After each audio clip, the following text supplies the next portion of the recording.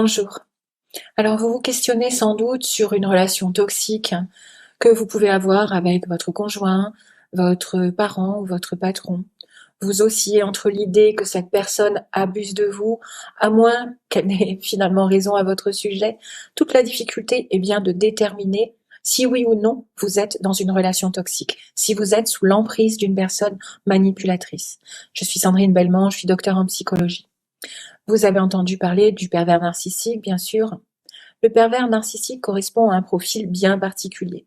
Notez que je vais utiliser le masculin pour parler de l'entité clinique, mais que les femmes, comme les hommes, peuvent avoir ce profil. Du point de vue de la psychiatrie, le pervers narcissique correspond à une pathologie de la personnalité que l'on appelle psychopathe ou sociopathe. Le cinéma nous a montré bien des exemples de psychopathie.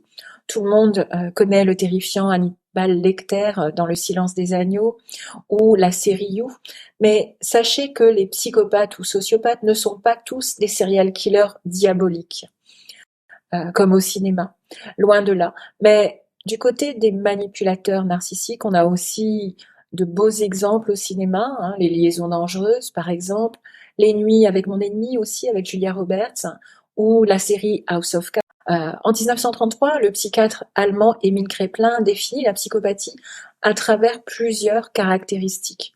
Le manque de moralité et de sens des responsabilités, le mensonge, l'escroquerie et un côté charmeur.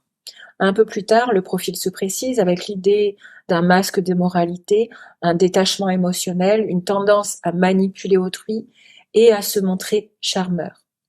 Le profil pervers narcissique inspire confiance et paraît très sympathique. Aujourd'hui, le manuel diagnostique de psychiatrie n'utilise plus ce terme, mais celui d'une personnalité antisociale, caractérisée par une indifférence vis-à-vis des normes sociales, des émotions et des droits d'autrui. Ajoutons à cela un comportement impulsif. Bien sûr, il reste la dimension narcissique. Un individu ayant une personnalité narcissique est quelqu'un qui se trouve exceptionnel et cherche l'attention des autres par tous les moyens. Le psychologue canadien Robert R. a créé une échelle en partant de l'ouvrage d'un monsieur qui s'appelle Keckley pour mesurer la psychopathie. Il questionne les composantes narcissiques et les comportements antisociaux. Voici quelques-uns des critères retenus.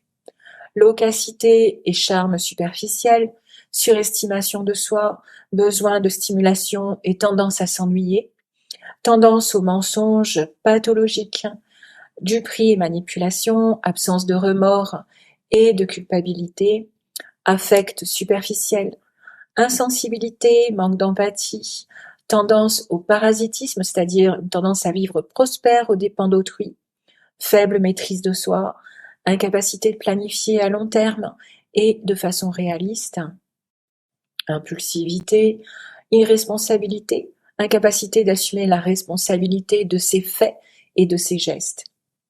L'indifférence aux émotions est aussi une des caractéristiques les plus évidentes et finalement les plus difficiles à vivre, avec son absence d'empathie. Le pervers narcissique se fiche de savoir que vous souffrez. Cependant, il peut feindre l'empathie pour se montrer plus charmeur si besoin est. Ma position de psychologue m'a malheureusement amenée à avoir de nombreux témoignages de tout cela. Les pleurs, la tristesse, le désarroi de l'autre, tout cela ne lui fait ni chaud ni froid, bien au contraire. C'est une occasion supplémentaire pour utiliser la situation à son avantage et rejeter la faute sur l'autre. Si vous lui tenez tête sans témoin, il risque de se laisser aller à la violence.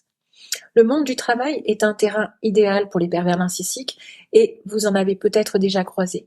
Ils utilisent volontiers les relations asymétriques de la hiérarchie pour intimider, culpabiliser, disqualifier et mieux manipuler.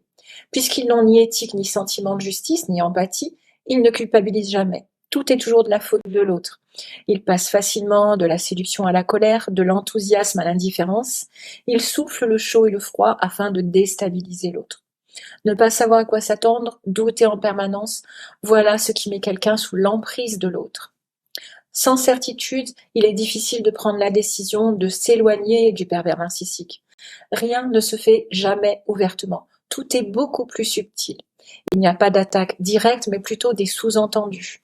Par exemple, tout le monde trouve que tu as mal réagi. Tu sais, ta sœur aussi trouve que tu fais n'importe quoi, etc. C'est toujours très sournois. Le pervers narcissique ne supporte pas qu'on lui tienne tête. C'est lui qui a le contrôle de la situation, c'est lui qui prend les décisions, et gare à vous si vous venez lui dire que vous pensez différemment de lui ou que vous le remettez en question. C'est pour cela qu'il ne laisse pas tomber facilement sa victime. Prendre le dessus sur l'autre est un moyen de se valoriser. Tu te rends compte de la manière dont tu te conduis? Est-il toujours conscient de ce qu'il fait? Y a-t-il toujours une intention de nuire? Il semble que l'on puisse trouver des personnes à la fois narcissiques et manipulatrices, mais qui n'en ont pas vraiment conscience, car elles trouvent cela normal en fait. Leur surestimation d'elles-mêmes leur permet de se convaincre de leur légitimité à être le centre du monde, coûte que coûte. Parce qu'elles le valent bien. Leur besoin de contrôle est tel qu'ils ne supportent pas la frustration. Et puisque ces personnes sont centrées sur leurs besoins, reconnaissance, attention, valorisation, objectifs de réussite professionnelle ou financière, etc., ils cherchent à contrôler autrui dans le but de rester l'être exceptionnel qu'ils pensent être. Son besoin de reconnaissance extrême amène à une intolérance à tout ce qui ne va pas dans son sens.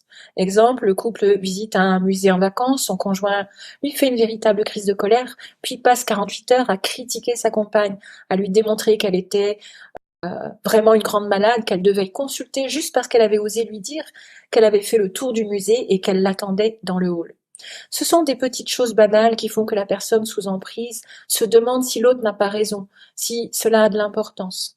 Le pervers narcissique décide en toute chose. Dans le cas contraire, il utilisera la dévalorisation, la culpabilisation pour reprendre le contrôle. Son besoin d'être jalousé, d'être mis en avant, se traduit par une monopolisation de l'attention. Ne vous y trompez pas, s'il demande comment vous allez, c'est soit parce qu'il a un objectif, soit il n'attendra pas la réponse parce qu'il s'en fiche en réalité. Puisqu'il est narcissique, tout tourne autour de lui. Vous connaissez cette chanson des années 80 de Schultes, Confidence pour confidence, c'est moi que j'aime à travers vous. Eh bien, c'est exactement ça. Ça résume assez bien le tableau. La blessure narcissique est-elle celle d'un enfant trop gâté? Est-ce que le terme narcissisme évoque une surestimation de soi, de sa propre valeur, de ses compétences? Dans certains cas, on peut faire le lien avec une blessure narcissique importante dans l'enfance. Le sujet a pu être dévalorisé, humilié, maltraité, et a réagi en nourrissant lui-même son estime de lui. Sa susceptibilité exacerbée en est une preuve. Cette compensation est tellement profonde qu'il réussit à y croire lui-même. Il se sent exceptionnel et nul ne peut le détrôner.